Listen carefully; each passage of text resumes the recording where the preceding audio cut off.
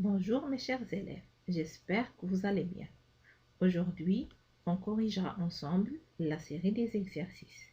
Mais avant, je tiens à vous féliciter pour la qualité du travail que vous avez fait. Commençons par l'exercice 1. Choisir la ou les bonnes réponses. Première phrase.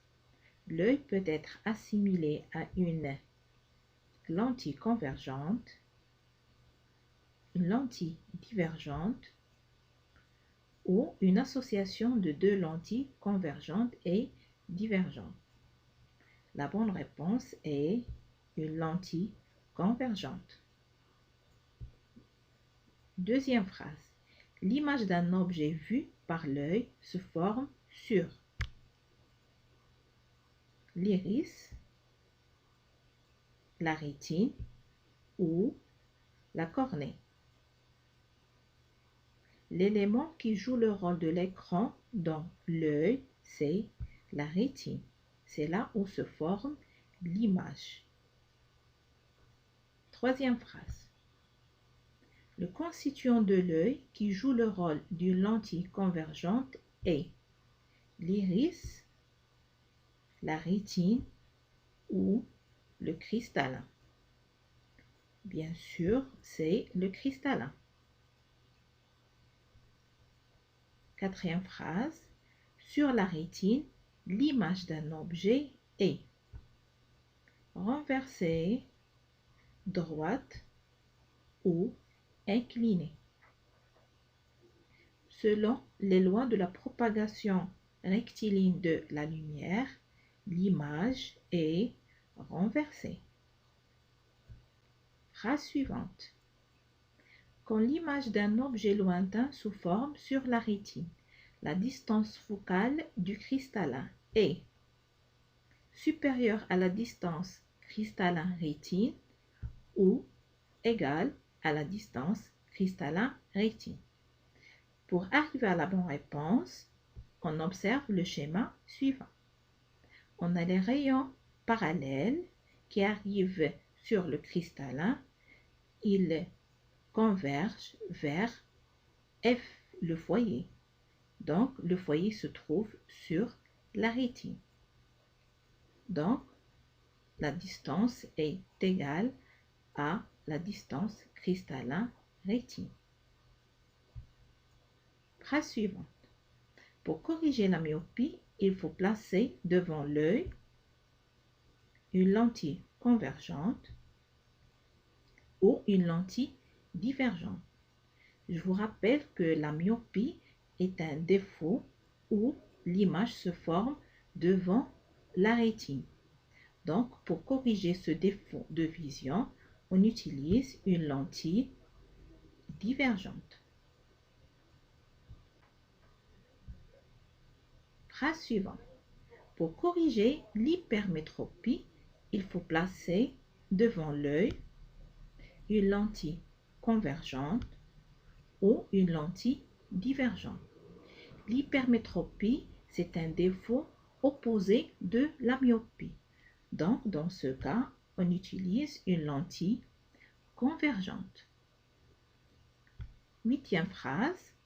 Les images formées sur la rétine sont transmises au cerveau par le diaphragme, le nerf optique ou l'iris. L'organe responsable à cette fonction est le nerf optique. Passons à l'exercice 2. Voilà la consigne. Complétez les phrases en utilisant les mots de la liste suivante. Les yeux, renversés, rayons de lumière, le cerveau, la rétine. Première phrase. Pour voir un objet, des rayons de lumière issus de l'objet doivent pénétrer dans les yeux de l'observateur. Deuxième phrase. Sur la rétine se forme une image renversée de l'objet regardé et c'est le cerveau qui la redresse et l'identifie. Exercice 3. Voilà les données. Pour bien voir un insecte de taille 2 mm, Zakaria utilise une loupe de Vergence. C est égal 20 dioptries. Zakaria voit une image assez nette lorsqu'il positionne la loupe à 1 cm de l'insecte. Première question. Quel type de lentille constitue la loupe? On l'a vu dans le cours que la loupe est constituée d'une lentille convergente. Deuxième question. Calculez f, la distance focale de la loupe. Pour cela, on utilise la relation suivante. On a f est égal à 1 sur c, c'est l'inverse de la vergence. On passe à l'application numérique est égal à 1 sur 20 est égal à 0,05 mètres. On convertit en centimètres, donc f est égal à 5 cm. Exercice 4. On a un schéma à légender. Il faut attribuer à chaque numéro les mots de la liste. La cornée, le cristallin, l'iris, le nerf optique et la rétine. Donc, selon le schéma, numéro 1, il s'agit de l'iris. Numéro 2, c'est le cristallin. 3, c'est le nerf optique. 4, la rétine. Et numéro 5, il s'agit de la cornée. Pour l'exercice 5, on va étudier un défaut de l'œil. Voilà la consigne. Saïd ne voit pas nettement les objets. Pour modéliser le défaut de ses yeux, son ophtalmologiste lui dessine le schéma suivant. Donc, sur le schéma, on voit bien que l'image se forme derrière la rétine. Première question. Quel est le nom du défaut de vision des yeux de Saïd? Justifiez la réponse. On se réfère au schéma puisque l'image se forme derrière la rétine. Donc, le défaut est l'hypermétropie, car l'image est formée derrière la rétine. Deuxième question. Indiquez le type de lentille que l'ophtalmologiste va prescrire à Saïd. Puisqu'il s'agit de l'hypermétropie, donc il va lui prescrire une lentille convergente. Pour l'exercice 6, on va étudier quelques défauts de l'œil. Parmi les yeux schématisés ci-dessous, indiquez en justifiant la réponse celui qui est trop convergent. Donc, revenons au schéma. L'œil 1, on voit que les rayons lumineux parallèles convergent vers un point qui se situe derrière la rétine. Pour l'œil 2, les rayons convergent vers un point qui appartient à la rétine. Pour l'œil 3, les rayons lumineux convergent vers un point qui se trouve devant la rétine. Donc, l'œil qui est trop convergent, c'est l'œil 3. Car les rayons lumineux convergent vers un point situé devant la rétine. On va indiquer maintenant l'œil qui est très peu convergent. À partir du schéma, c'est l'œil numéro 1. Car l'image d'un objet observé sera formée derrière la rétine. Et l'œil normal, c'est l'œil numéro 2. Deuxièmement, indiquez le nom du défaut de la vision dans le cas où il existe et le type de lentille qui permet de corriger ce défaut. On commence par l'œil numéro 1. On voit les deux rayons parallèles qui convergent vers un point situé derrière la rétine. Donc, c'est un œil qui présente un défaut. L'œil numéro 2, les mêmes rayons parallèles convergent vers un point qui se trouve sur la rétine. Donc, c'est un œil normal.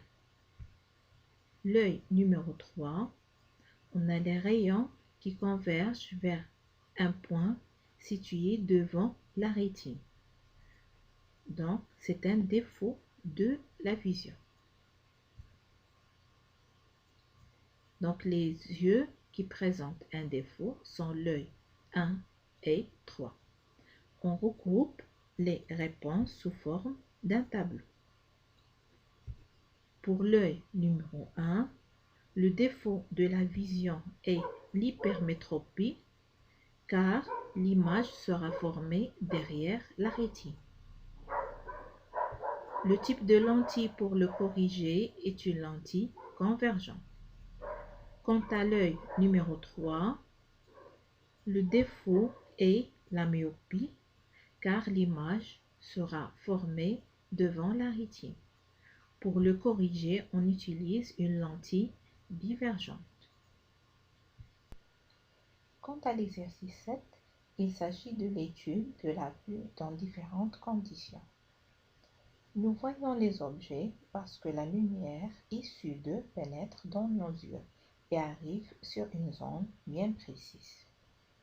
Première question. Comment appelle-t-on cette zone? Des élèves ont répondu que c'est la pupille. Je vous rappelle que la pupille est le trou situé au milieu de l'iris. Donc, il permet la pénétration des rayons de lumière.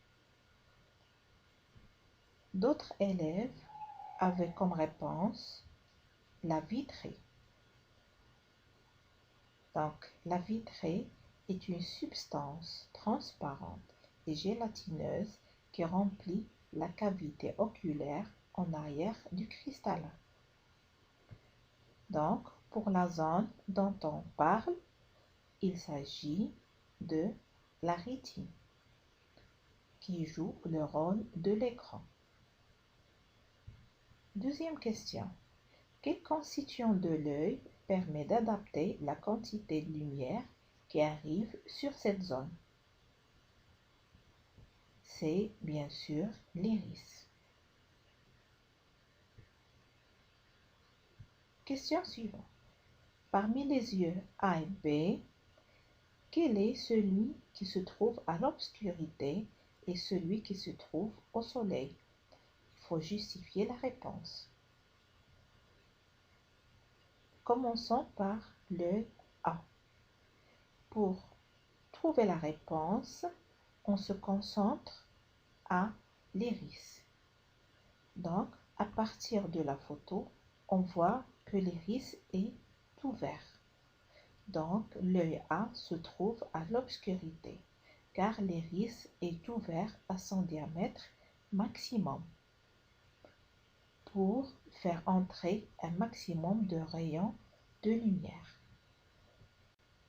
L'œil B, toujours on se réfère au diamètre de l'iris. Donc l'iris se ferme, ce qui signifie que l'œil est exposé à une intensité de lumière élevée. Du coup, l'œil se trouve au soleil. Voilà, c'est tout pour aujourd'hui. Merci pour votre attention et à la prochaine.